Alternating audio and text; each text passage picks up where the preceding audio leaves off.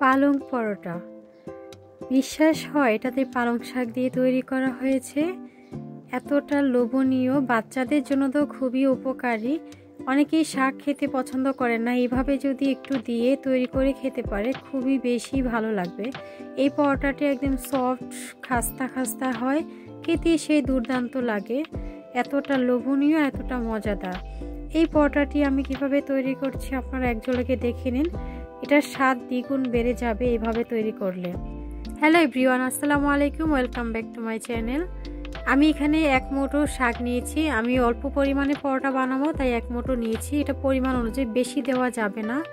তো আমি এক মুঠো শাক নিয়েছি, এগুলোকে আগে থেকে ভালোভাবে ধুয়ে নিয়েছি। এখন একটা ছুরি দিয়ে কেটে নিব। এখন একটা ব্লেন্ডার জার নিয়ে নিব। ব্লেন্ডার জারে একটা ব্লেন্ড করে নিব শাকগুলোকে। এই তো আমার ব্লেন্ড করা হয়ে গিয়েছে। এখন একটা পাতিলে ঢেলে নিব। এখন এটাকে একটু জাল করে নিব। পালং শাক যেহেতু একটু জাল করে নিতে হবে। পালং শাকের পিউরিটাকে জাল করে নিব। আমার ভিডিও যদি ভালো লাগে লাইক, কমেন্ট, শেয়ার করবেন, সাবস্ক্রাইব করে অল অপশন চালু রাখবেন। ভিডিও ছাড়ার সঙ্গে সঙ্গে আপনার ওখানে নোটিফিকেশান চলে যায়। তো একটা দুইটা বলক আসলে এটা তুলে নিব। বেশিক্ষণ জাল করার কোনো প্রয়োজন নেই।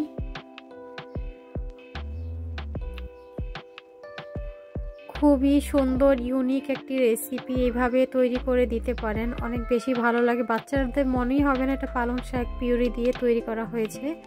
তা আমার এটা জাল করা হয়ে গিয়েছে। এই পর্যায়ে আমি এটা তুলে নিব। এখন আমি নিয়েছি 1 কাপ ময়দা বা আটা, যে কোনো একটা নিলেই হবে। স্বাদ মতো লবণ দিয়ে দিলাম। এখন দিলাম 1 টেবিল চামচ চিনি। চিনি দিলে স্বাদ বেড়ে যাবে পরোটার, তাই দিয়েছি। এখন একটা ছাঁকনি দিয়ে এখন পালং শাকের পিউরিটাকে ছেঁকে নিব। দেখেন এটা গরম গরম করলে কোনো সমস্যা নেই। এইভাবে ছেঁকে আমি যতটুকু সম্ভব ছেঁকে নিব। এখন একটা হ্যান্ড উইচের সাহায্যে সবগুলো উপকরণকে ভালোভাবে মিশিয়ে নিব।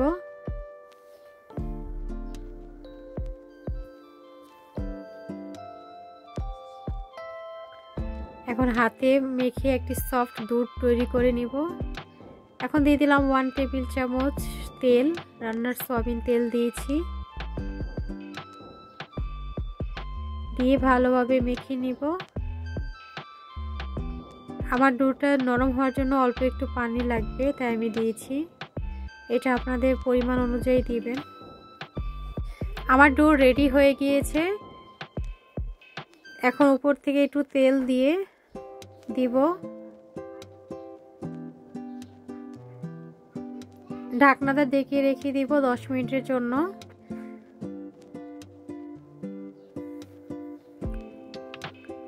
10 মিনিট পর ফিরে আসলাম। একদম সফট হয়ে গেছে আমার ডো। এখন একটু মধ্যে লেচি কেটে নিব।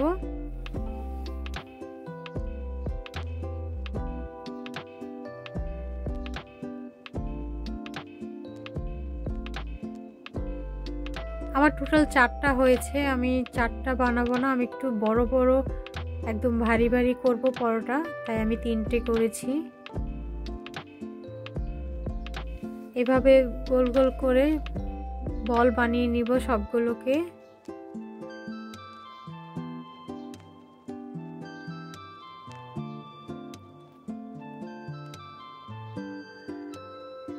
বিশ্বাস করেন এই পরোটাটি যখন বানিয়ে কাউকে দিবেন, কেউ বুঝতেই পারবে না এটা যে পালং শাকের নির্যাস দিয়ে তৈরি করা হয়েছে। একটু অন্যরকম একটা স্বাদ লাগবে, বাট খুবই মজা হয়। সবাই তো অনেক প্রশংসা করবে খেয়ে। তা আমি এভাবে রুটি বেলে নিচ্ছি। রুটিটা একটু বড় সাইজে একদম পাতলা করে বেলে নিব। যত পাতলা করা যায়, দেখেন আমি একদম পাতলা করেছি। এখন উপর থেকে তেল দিয়ে দিব। তেলটাকে পরোটার উপরে ভালোভাবে মিশিয়ে নেব। এখন দিয়ে দিব কর্নফ্লাওয়ার, উপর থেকে ছিটিয়ে দিব। আপনারা চাইলে এখানে ময়দা দিতে পারেন, যেহেতু আমার কর্নফ্লাওয়ার আছে কর্নফ্লাওয়ার দিয়েছি। কর্নফ্লাওয়ার দিয়ে ভালোভাবে মেখে নেব। তো এইভাবে দেখেন রোল করে নিব।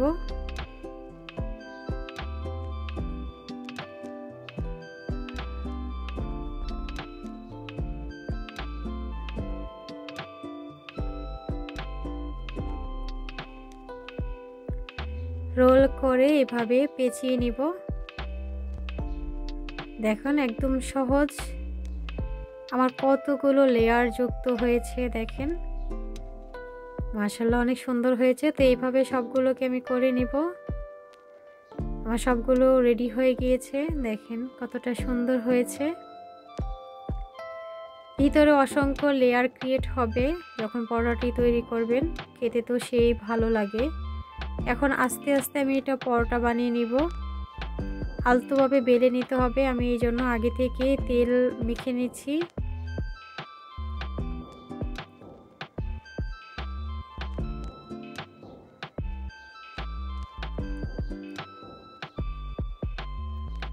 আমি বেলে নিচ্ছি, দেখেন আস্তে করে বেলে নিতে হবে এটা, যেহেতু ভিতরে অনেক লেয়ার।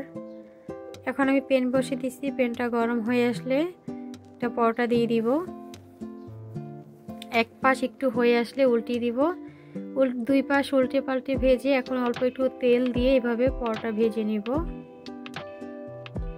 মাশাআল্লাহ কতটা সুন্দর হয়েছে দেখেন, আমার লেয়ারগুলো আস্তে আস্তে খুলে যাচ্ছে।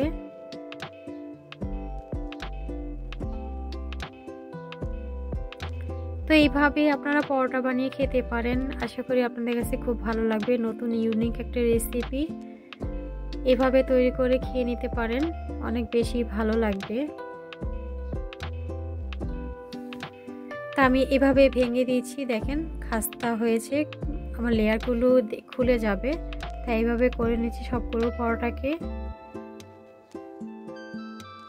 আমার ভিডিও যদি ভালো লাগে লাইক কমেন্ট শেয়ার করবেন, সাবস্ক্রাইব করে অল অপশন চালু রাখবেন, ভিডিও ছাড়ার সঙ্গে সঙ্গে আপনার ওখানে নোটিফিকেশন চলে যায়। একদম পারফেক্ট একটি রেসিপি হয়েছে। এইভাবে আপনারা ইউনিক রেসিপি পেতে আমাকে সঙ্গেই থাকবেন কন্টিনিউ।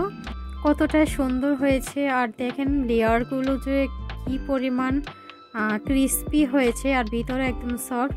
তো এরকম সুন্দর পরোটা বানিয়ে খেতে পারেন চা কিংবা গরু মাংস বা খাসির মাংস দিয়ে, তো অনেক বেশি জমে যাবে। আমার ভিডিওটা এ পর্যন্তই, সবাই ভালো থাকবেন, সুস্থ থাকবেন, আল্লাহ হাফেজ, আসসালামু আলাইকুম, থ্যাংকস ফর ওয়াচিং।